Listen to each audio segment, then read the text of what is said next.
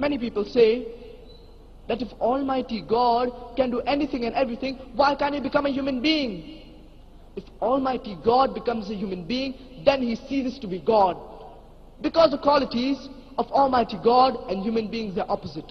Human beings, they are mortal. Almighty God is immortal. You cannot have a mortal and immortal person at the same time. Human beings, they've got an end. Almighty God, He's got no end.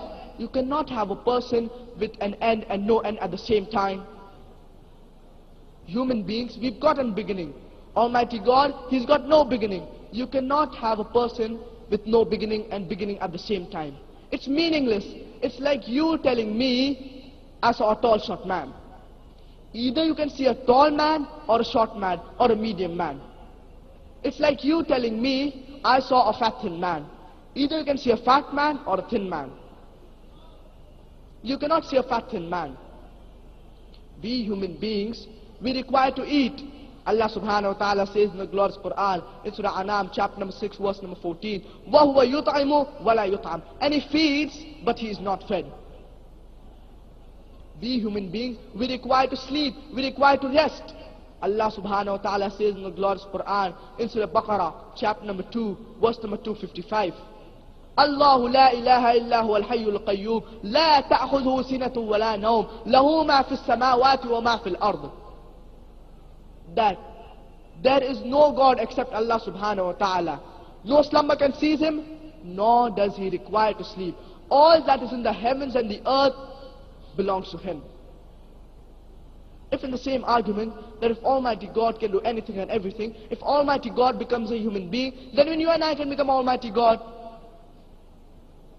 And why should we worship a human being just like you and I? If in the same argument, if Almighty God can do anything and everything, if we go a step further, Almighty God, He can even tell a lie, He can even make a mistake, He can even do injustice. Allah subhanahu wa ta'ala says in the glorious Quran, in Surah Nisa, chapter number 4, verse number 40, Inna Allah la yadhlim misqala dharrah. Allah does not commit injustice even in the least bit. If in the same argument that Almighty God can do anything and everything, if we go a step further, that Almighty God, He can even tell a lie, He can even make a mistake, He can even forget. Allah subhanahu wa ta'ala says in the glorious Quran, in Surah Taha, chapter number 20, verse number 52, La yudhillu Rabbi wa la yansa. My Lord, He never forgets. Almighty God, He never forgets. La yudhillu Rabbi wa la yansa. Lord, He never forgets. So nowhere in the glorious Quran, Allah subhanahu wa ta'ala says that Allah can do anything and everything.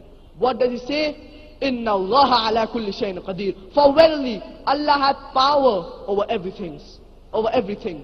And it is mentioned several places in the glorious Quran. In Surah Baqarah, chapter number 2, verse number 106. In Surah Baqarah, chapter number 2, verse number 109.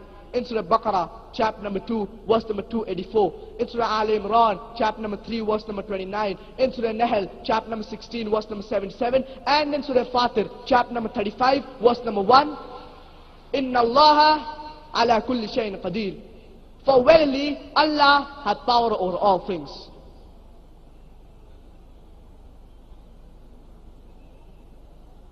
Allah subhanahu wa ta'ala says in the glorious Quran, in Surah Buruj, chapter number 85, verse number 16, Fa'alul lima yurid. Allah is the doer of what He intends. Whatever Allah intends, He can do. But He will never intend to do ungodly things, like making a mistake, like telling a lie, like forgetting, like becoming a human being. Therefore, Allah subhanahu wa ta'ala says in the glorious Quran, Inna Allah ala kulli shayin qadir. For verily Allah had power over all things.